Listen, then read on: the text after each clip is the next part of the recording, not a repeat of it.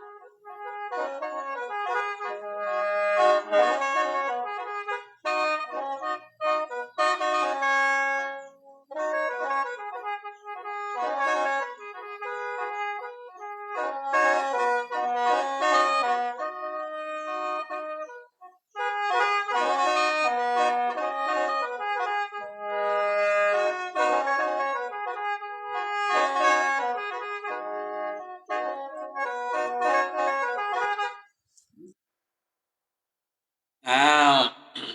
กล่าวสบายดีพ่อแม่พี่น้องแฟนมิตรรายการเฮาเมิดจุกูจุกนเด้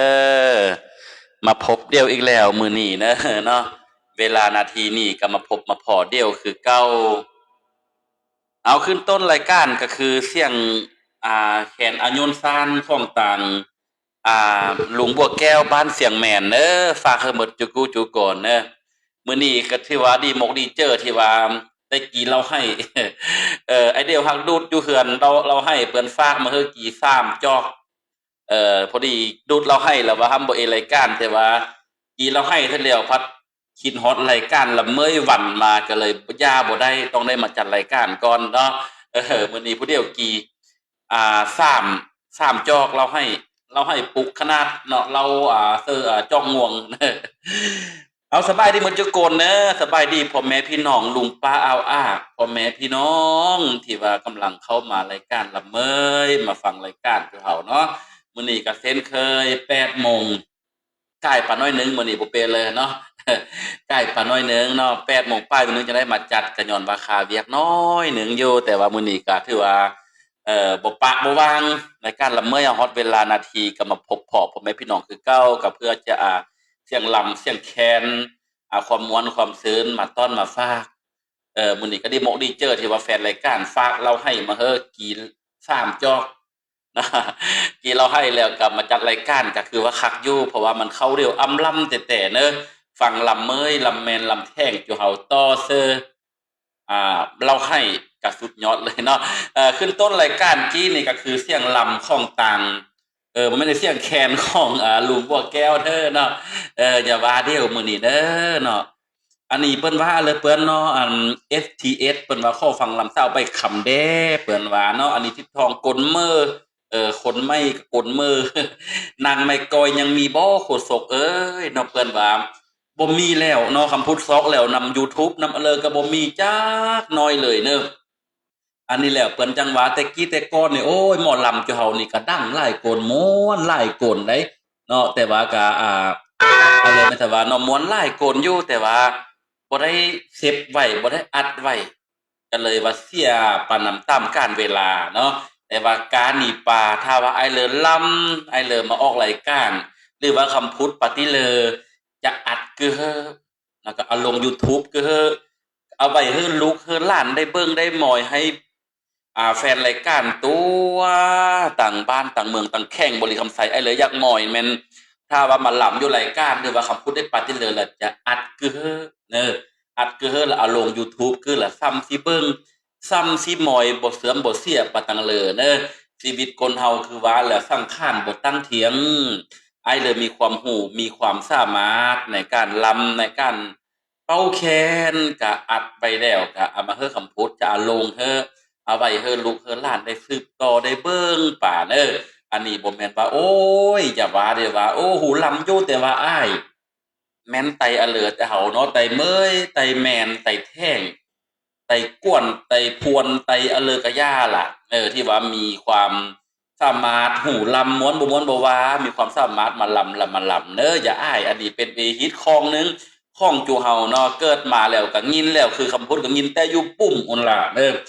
ยินแต่อยู่ปุ่มอ้อมเมอุ่นมาฮอดปัจจุบันนี่แต่กี้แต่ก้อนกับพันหูมักแต่ว่ามาก้าวเข้าสู่อายุ40 ปีแล้วโอ้ยลำเมยมักแต่คิดฮอดลำเถาเอ้ยเนอะฟังลำเมยแป้ขึ้นมาแล้วคือว่างำฮอดอะไรจะงำฮอดบอนทางไห้เอ้ยอะไรจะงำฮอดบอนเฮาเคยอยู่เคยกี่บอนซอกอยู่หากีก็มีแล้วก็บอนที่ว่าเคยปะซอก อินปะยายน้ำหมู่น้ำกูแล้วก็คิดฮอดหมู่ฮอดกูแต่กี้แต่ก่อนแล้วก็คิดฮอดอ้อแม่คิดฮอดลุงป้าอ้าวที่ว่าเคยอยู่นำเดียวสังขารจูเฮาบ่เถียงเปิ้นว่าเนาะบ่ว่านุ่มว่าเฒ่าฮอดมื้อฮอดยามแล้วโอ้ยเจ้าก็ปะหันข้อยก็ปะนี้บ่จากปีก็จากตายแม่นซะว่าแต่ว่าอันเหลือก็ยาเสียงลำเสียงแคนจูเฮาเป็นเอกลักษณ์หนึ่งเด้อจูเฮาเด้อคันเพิ่นยังแม่นแต่บ้านนอกยังโกนทุกข์ยากโกนถึงว่าจะมีการพัฒนาหังมีซ้ำเลยกะยาอยู่เฮาเนอเกิดมาเป็นไต่เมยไต่แมนไต่แท่งอยู่เฮานี่คันแม่นอายุ40 ปีลงหลังแม่นไอ้เลอบ่เคยเอไห้มาถามว่าแม่นไอ้เลอบ่เคยทุกข์แม่นไอ้เลอบ่เคยต่ำเข้าแม่นไอ้เลอบ่เคยไหว้ไห้มาว้าหมอยเด้อจังหวะเป็นอันนี้แล้วเนาะก็คือว่าฟังลำเมยอยู่นั่นล่ะงำฮอดเดียวงำฮอดคันว่าได้กินเหล้าแปะคือน้ำแข็งคัก คันได้มีหมู่มีกูมาโลมคืออยู่มือนี่คำพูดอยู่ต่างน้ำยางนี่คำมาแล้วนอนตื่นเจ้าปากก้านกะคักปานแนวหนึงแต่ก็บ่คักปานเลยพ่อแม่พี่น้องเอ้ยจันก็คือแต่กี้แต่ก่อนคำมาแล้วลุงป้าเอามาอินนำเจ้ากะเจียนพื้นอันนี้เจ้าคอยเจียนปืนอาหันมีอันอยู่อันกี่ก็เอิ้นเฮียกห้าเข้าน้ำปากีเข้าสามัคคีเนาะอันนี้ก็เป็นความม่วนความซื่นหนึงแต่ว่ามาฮอดปัจจุบันนี่ บ้านเมืองเฮาเจริญก้าวหน้าเพอกับเพอเจ้าอยู่พอเพอพอมันแต่ว่าอะอยากอะเลยก็ย่าเสียงลำเสียงแคนอยู่เฮาอย่าปะอย่าปล่อยเนิบรักษาจ้อยเดียวบ่เฮอปะเฮอวางได้ มื้อนี้อะไรก็ย่าคำพูดกี่เราให้ซี่จอกเปิ่นฝากมาเฮอะคำพูดป้ายเด้อไอเดียวซี่จอกไอเดียวซี่จอกแต่เป็นเข้าเดียวกี่เราให้เรามาจัดรายการละเมยนี่สุดยอดคิดฮอตอดีตแปะเซินดูด2-3เตืองำฮอตอดีตวันมาเลยผมแม่พี่น้องเอ้ยลุงป้าเอาแฟนมิตรรายการอยู่เฮาเด้อมื้อนี้ก็เมาน้อยหนึงแต่ว่าเหลือก็ย่าก็มีสติอยู่อันเลยก็ย่าเด้อฝากรายการละเมยฝากโฆษกคำพูดยศคำแซงนี่ไว้ในอ้อมอกอ้อมเจ้อไตบ้านนอกบ้านนาในอ้อมอกอ้อมเจ้อจูที่ว่าเคยทุกข์เคยยากว่าซะไปเนาะเอาแก้ววิไลพรเด้อเพิ่นว่าอยู่ต่างห้วยแก้วเพิ่นว่าแม่เฒ่าคำบุญขอฟังลำไม่บัวแน่แดเนอร์เพิ่นว่าบ่ขัดบ่ข้องเอาเลยป้ายให้เลยเด้อมื้อนี้คำพูดกี่เราให้ซีจอกไอเดียวฮักกี่เมาน้อยหนึงเด้อเมาได้เด้อบ่เป็นเลยเด้อบ้ายเลยเด้อหักแพงเด้อไหวเด้อลุงป้าเอาไอ้เหลือมาฟังละเมยมื้อนี้มันนับถือไปพี่ไปน้องเมิดทุกคนเปิ้นบ่นับบ่ถือคำพูดกับย่าแต่คำพูดหักแพงแล้วก็นับถือเบิดจุกูจุโกดเด้อเนาะเอาเฮาฟังลำก่อนบ่ว่าไหลใหญ่ห้างปึดภูมิใหม่คำเว้าแห่งแห่งไหลมื้อหน้าตื่นเจ้า4 โมงเพิ่นประชุมอยู่ปากสันมื้อนี้บ่ายละเมยก่อนเด้อแฟนรายการจุเฮาเอ้ย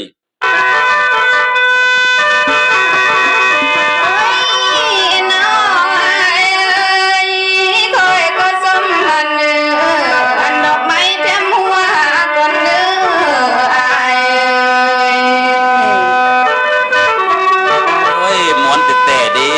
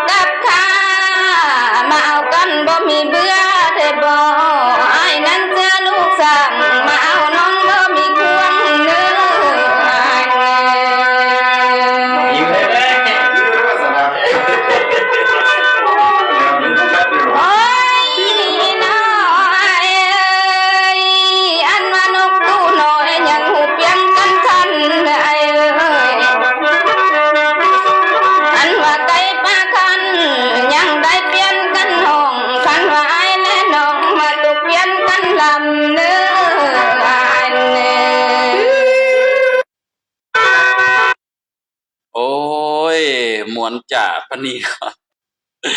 ใต้หลุมฝาดอยู่เฮาเนอะมีแต่แดดกับฝนอยู่บ้านเมืองโกนอยู่น้ำยางอยู่เฮือนคำพูดนี่กีแล้วให้แล้วฟังลำแม่นบ่มีอะเลอซ้ำ ดอกเปิงลำกี้นี่ก็ลำไม่บัวเด้อมื้อนี้ก็ขอโทษขออภัยหน้อยหนึงเออดีเจอเฮงมีคนฝากเราให้มาเฮอกี่ตุกหนึง บ่เคยกินแล้วให้เฮ้อแหละก็เลยเย็นกี่ซี่จอกก็เป็นอันนี้ล่ะบ่แต่ว่าห้ำนอนแต่ว่าโอ้บ่ได้เราให้กับลำเมยมันปานน้ำเดียวก็เลยมาพบพ่อพ่อแม่พี่น้องก่อนมาจัดรายการก่อนเนาะส่งความม่วนความซื่นส่งความรักความแพงส่งเฮ้อไตบ้านนอกบ้านนาเอ็มว่าแล้วอยู่นี่หมดอยู่โกนนี่บ่มีเผลอบ่เคยเอไห้บางเตือ คำพูดนี่ไอ้ไฮแต่หน่อยมาจากเปเข้าเปหนามเตือนละ8ฟาด9ฟาดต้านได้มือหนึ่ง6ฟาดน้อยโกนบ่ฮู้ว่า6ฟาดเนาะแล้วก็เป4ฟาดเปข้ามหนามเปข้ามหนามยังงำฮอดอยู่อดีตโอ้ยถูกยากปากหม่องเตะๆคำมาปากก้านแมงตื่นเจ้ามาอยู่ม่วงก็มีตัวแมงอะเลยแมงมึนได้มีนกจอกนำมีมาแต่งลายหน่อย เนาะเสียงลำไม่บัวเนอะกับไอ้เข้มพรเนาะลำตอบเดียวโอ้ยหมวนสืนพ่อแม่พี่น้องลุงป้าเอาเปิ้นจังหวัดใต้หลุมฝาเฮานี่มีแต่แดดกับฝนอยู่เมืองโกนใต้บ้านนอกบ้านนาคือเฮานี่ฟังลำกี่เล่าให้คักทวนเลย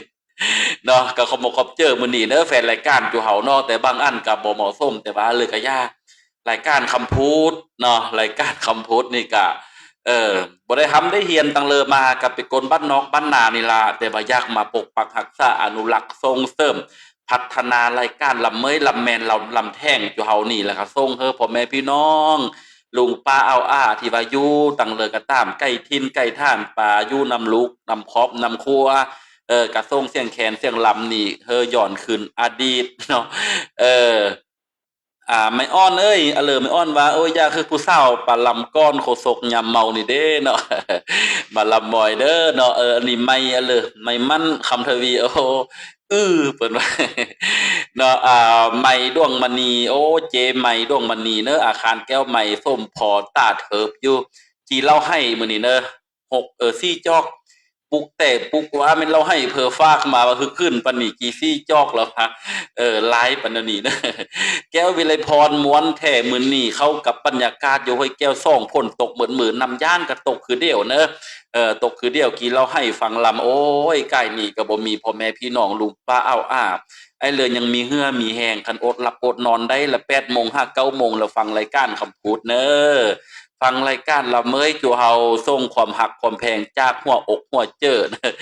อันนี้อ้อนวงละครเมาแล้วให้ละเปิดลำยาวสิคักแต้เปิ่นว่าเขามาคบเจอนะอ้อนวงละครที่ว่าเปทุละจัดซอกห้าใหม่นีบขอเสื้อเฮ้อคำพูดนะเปิ้นเปทุละเฮ้อเนาะเปิ้นจัดการเฮ้อเปิ้นอยากรายการละเมยจูเฮาก็บ่มีอันเลอที่ว่าอยากได้ก็เลยข้อประตังบ้านตาบักแล้วก็อ้อนวงละครเปิ้นก็ที่จัดการเฮ้อเรื่องไม่นีบขอเสื้อเนาะ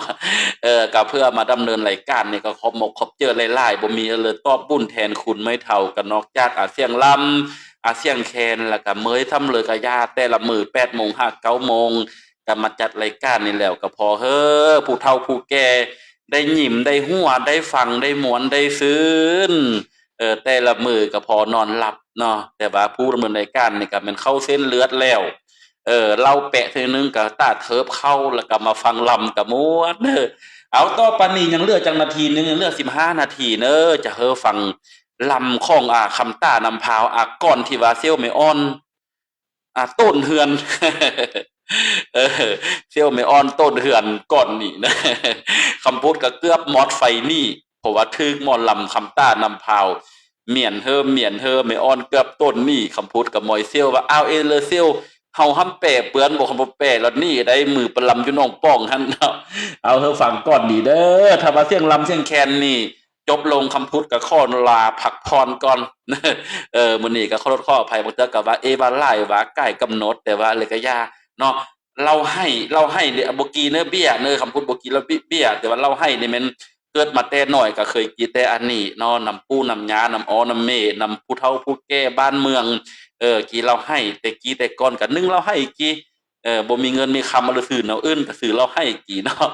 เอาซ่อนหลวงพระสิงห์ฟังอยู่เน้อเปิ้นว่าเอาเฮาฟังเน้อเฮาฟังลำที่ว่าก้อนอันไม่อ้อนต้นเหือนไม่อ้อนเจอคำต้าไม่อ้อนกันยังต้นเหือนก็เซิ้นว่าโคศกคำพูดกับคำนี้คือเดียวก็เอาเฮาฟังหม่อยเน้อ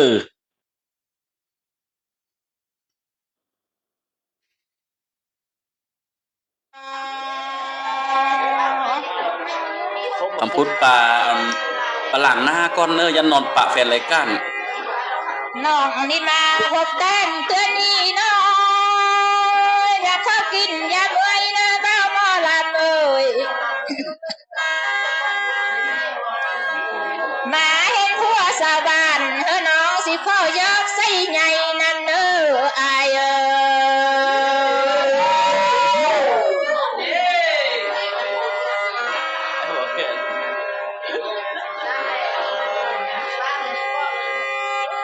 ้ไอโอดใส่เงินคนเด้อ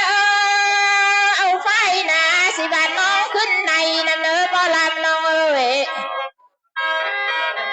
ไอโอดใส่เงินเอาไม้แม่ตั้งน้ำเผาขึ้นหูไอแม่ไอเอ้ย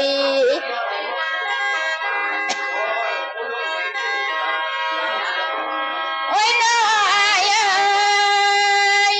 ไอโอดใส่เงินเลี้ยงเอาแม่ลูกน้องก็ไว้ยอมใส่ใหญ่เท่าเน้อไอเอ้ย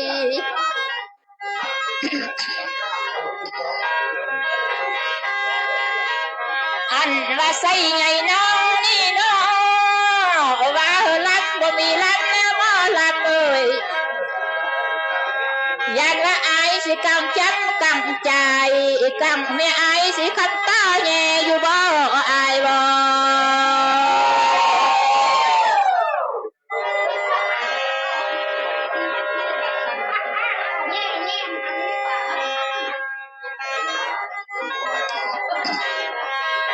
โอ้ยน้อยเอ้ยเช่นบ่มากมากระตุ้นสายเนี่ยเว้าได้เนอบ่เอานั้นบ่ลำเนี่ยว่าได้เนอ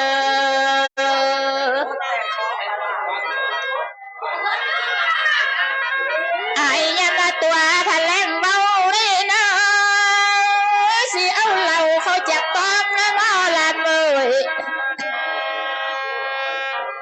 น้อยเท่าจับว่าถึกคอน้อยเลยย่อว่าถึกปอมมันคำจ้องนั้นเสื้อมือเท่าใดยายเอ้ย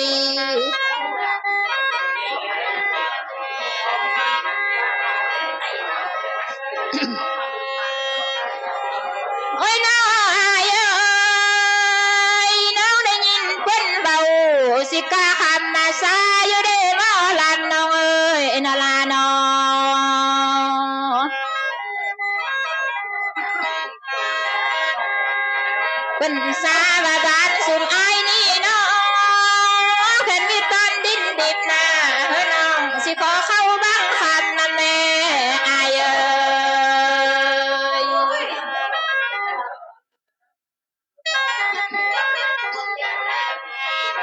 นานนาโอ้มอลันมีดินดันนาเศร้าขนางอย่าขอเมื่อปัดบ้างนั่นแม่อายเอ้ยบ่ได้บูหิวเนาะโอ้ยน้อยเอ้ยแม่นไอ้มีเพื่อนสร้างเฮ้น้องสิปากคว้าหายิงนะแม่อายเอ้ย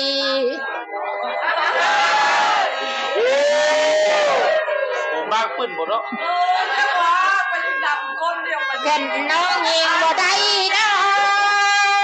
ต้นน้องคำว่าสิจับไก่อยู่น้ำโลกพอได้เนื้ออายเอ้ย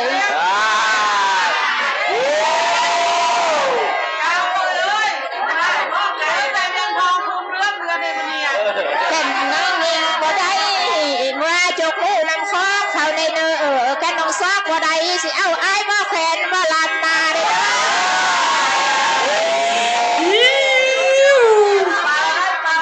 ตายแป๊ะเลยเก็บเพื่อไอเดียวเด้อเลยเขาอยู่นี่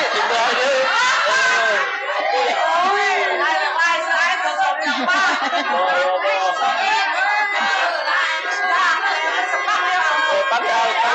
อ้ยน้อยไอ้ก็เมื่อนั้นน้องบนเอาอายเอ้ยอดสมานั้นน้องบนเอา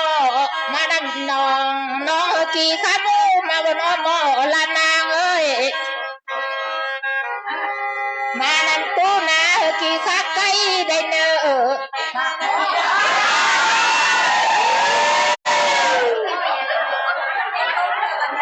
หมอลัดเลยมาแฟนของน้องแฟนไอ้เมื่อบ่ได้ก็เฮอข้ามดอกไวๆนี่เนอไอ้เอ้ย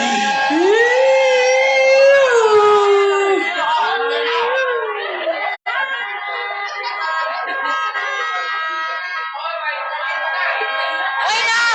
ยเอ้ยอันว่าหนาวเดือนนี้นี่อยากได้สิหมอลำอายเขามาเฮียงเบิ่งเด้อายเอ้ย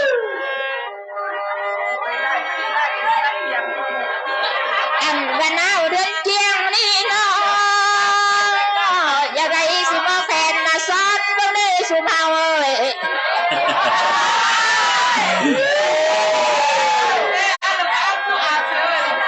แล่นมาเดือนห้าหอนแต่ว่าสุดอายฮักอยู่บ่ได้ก็จังสงสัยเมื่อดอกหน้า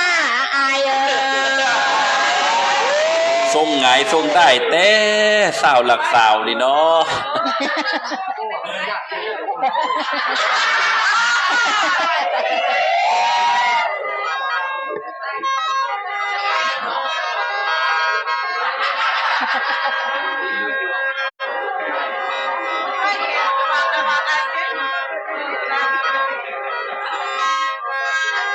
โอ้ยน้อ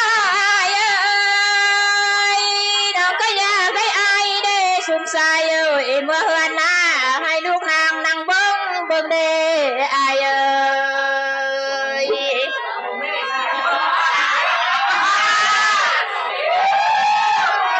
อยากได้สุขอายนี่เนาะกันว่าเมื่อนอนอิ่มเทิงกระติ้งสวงพะลูกอิ่มแยงเบิ่งเด้ออายเอ้ย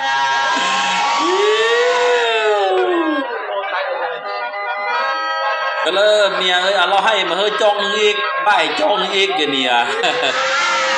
เราให้มาเฮ้ยจองอีกวันนี้กี่ซี่จองแล้วห้าจองจังนอน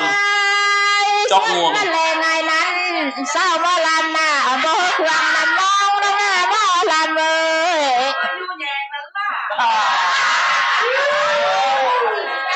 เฮ้ยเอกได้เรียกลองจองก็แนวน้องเฮ็ดบ่เป็นเมื่อบ่นออายเอ้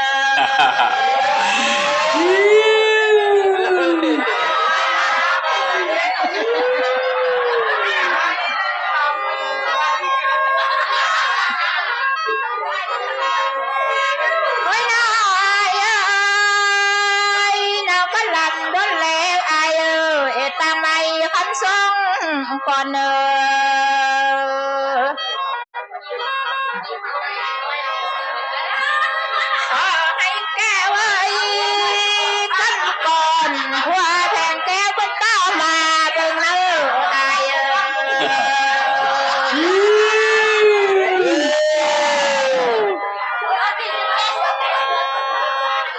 โอ้ใต้แต่บัดนี้เฮาเจอมัดเขียงควายเด้อบัดนี้เด้อ เจอข้องแต่แล้วบาดนี้เด้อคำพูดกับไม่อ่อนซ่องเซลเจอข้องแท้แล้วบาดนี้เจอมัดเขียงควาย ก็เลยทำให้อัน อยู่ก็เลยบนมอเตอร์ไซค์บ่บนมอเตอร์ไซค์อยู่บนเลยกำมอเตอร์ไซค์กำหลักนี่ปลาไปเท่า สุดยอดเลยเด้อบนนี้นะไม่อ่อน เอามาฮอตนี่เนอะรายการลำเมยเฮากับพอดีหมดเวลาคำพูดข้อพักพรกี่เราให้ตืมอีกจอกหนึ่งก่อนจังนอนมันดีแจ๊ดเฮงมีคนฟักเราให้มาเฮ้อกี่ซี่จอกแล้วตืมจอกหนึ่งละนอนเด้อสำหรับมื้อนี้สบายดีเด้อมือหน้าพบเดียวเมื่อกับขอบหมกขอบเจอแฟนรายการหมดจูกูจูโกนเนอะที่ว่า สละเวลาอันมีค่าสละเวลานอนของทานเข้ามาเบิ่งรายการละเมยของคำพูดอยู่ต่างเวียงทองเนาะสำหรับมื้อนี้สบายดีพบเดี๋ยวมื้อหน้า8 โมง 9 โมงสำหรับมื้อนี้สบายดีเด้อ